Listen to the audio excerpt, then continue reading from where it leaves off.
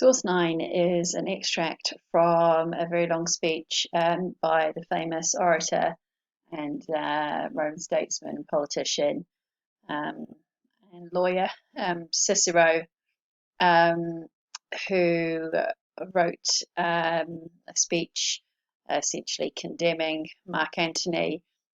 He produced it in 44 BC and 43 BC, not long after the assassination of Julius Caesar. Um, and in this, he essentially seeks to defame Mark Antony. And this extract is quite important. Well, not important, but it's quite useful in analysing one of the methods he uses to criticise or defame Mark Antony, and that is for essentially criticising him for having a homosexual relationship with Curio. Um, so this first paragraph here discusses the time when Mark Antony was younger.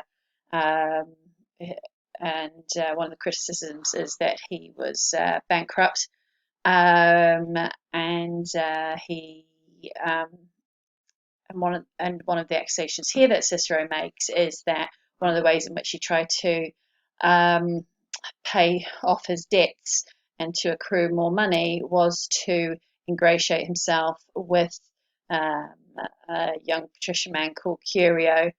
Um, and so Cicero implies certain things about their relationship.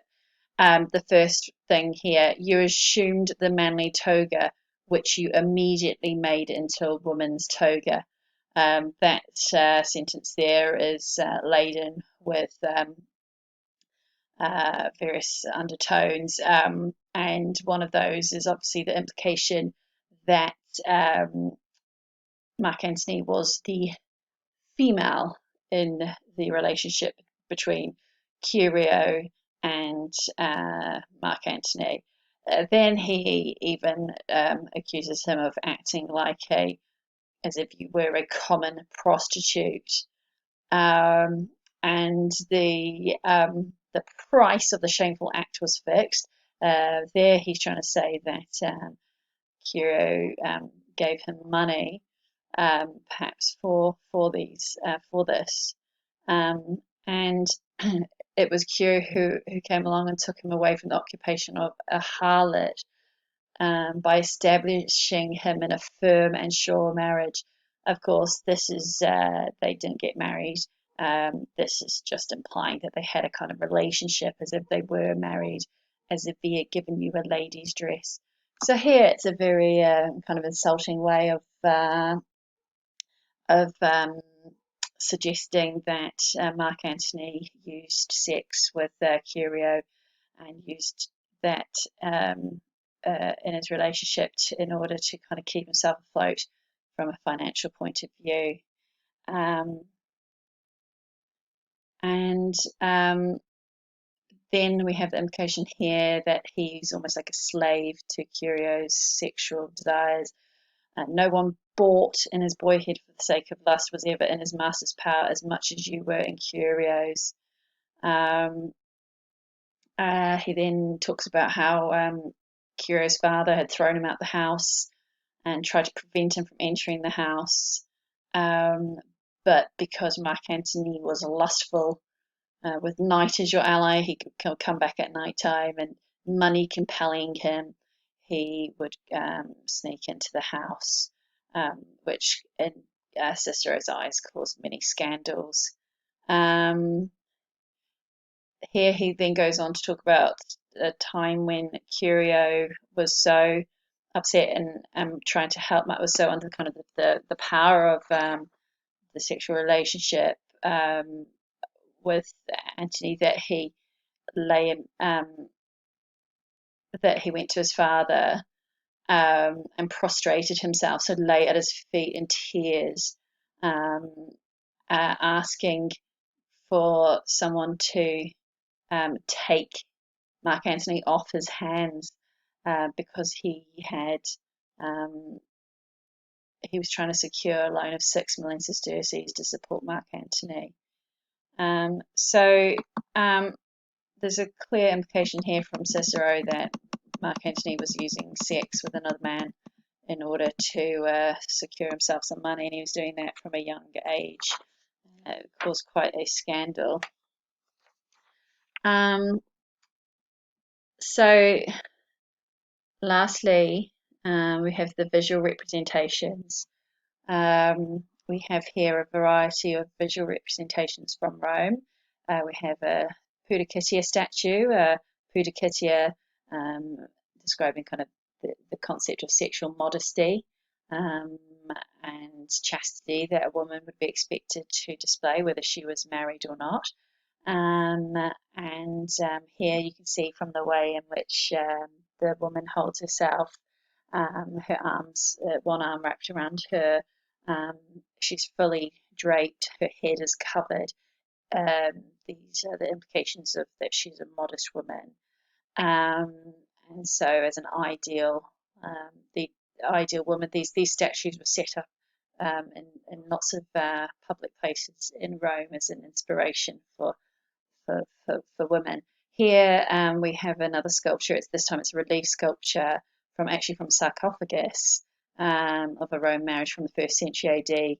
Again, we can see that the woman is heavily draped. She has her head covered, and although we do have hints of her body beneath the drapery, little emphasis there on her pose is meant that her hip is pushed to her right, perhaps indicating her childbearing hips, and then we obviously have the drapery falling around her breasts, emphasizing her female figure.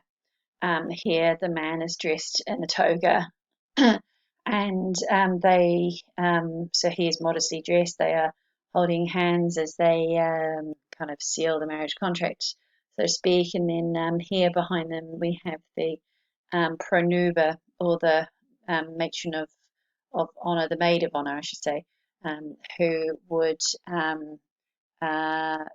participate in the marriage ceremony. So we have a scene there, kind of ideal married couple. These frescoes from Pompeii, we have two women actually in very similar poses, both found from 1st century AD, both of upper class, one of an upper class woman, quite clearly an upper class woman because of the kind of beautiful gold headdress that she wears, gold earrings. She's wearing very lavish kind of colours. Green would have been an expensive dye, so the fabric used for that would have been expensive. And obviously the fact that she has a fresco made of her indicates a certain sense of wealth. And here she's been immortalised with a stylus and a wax tablet, indicating the fact that perhaps she is educated. We're unsure here. It's hard to tell how far she's educated. Wax tablets could be used for basic numeracy and literacy, but also could be used to practice poetry and other forms of literature. So, but here the family of this woman has just decided to depict her immortalized forever, indicating that she was educated and beautiful. The woman over here and who's believed to be her husband, they are slightly lower class than the previous woman, baker, so kind of more trade, but citizens nonetheless. And interesting here that the baker's wife is also depicted with a stylus to her lips, and then also the wax tablet. Many women who were involved in trade would have found it useful to be educated in literacy and numeracy in order to help them sell their wares and to manage accounts and things. So here. This woman has perhaps been educated in that.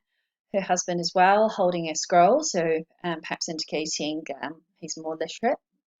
A scroll is often um, would have some of the great kind of forms of literature, Greek and Roman, and so perhaps an indication of that. He's wearing a white toga as well. This is a baker who has done well with his trade, and his wife is wearing lavish dark red um, stola, and she's got her hair bound up, beautiful curled hair here, and so they've been immortalized together as a couple, um, so clearly important to each other. This source 5 is interesting because we've actually got a depiction of a woman Eumarchia, who's actually a priestess, but she was so wealthy that she was able to dedicate and build a building, or have a building made with her name and using her funds. So she built her own funds, the porch, the covered passage, and the colonnade, and she dedicated them to Concordia Augusta and to Pietas, to duty and piety. And we see the inscription here, which has been translated up here. Interesting. We find out, though, that she does it in the name of not only herself, but also her son. It's also important that she's been mentioned that she's the daughter of Lucius. So although she's a strong woman in her own right and has an important role to play as a priestess, she still has to link herself with men. I'm not sure where her husband is at this point. And then finally, a very famous image of Augustus on the Prima Porta in Rome. This is created in the 1st century AD. Here, really is a representation of virtus, of manliness, and we have him in his armor, his toga kind of over his left arm, and his arm up in a kind of commanding position, very kind of commanding face as well, muscular, the ideal man, somebody that he would want other men to look up to. And the little Cupid down here is a little reminder that he is descended, supposedly, according to Virgil's Aeneid, from the goddess Venus. And so here is little Cupid indicating that. So a reminder of his ancestry, which of course was very important to the Romans. But here, Augustus, the military man. So an interesting depiction here.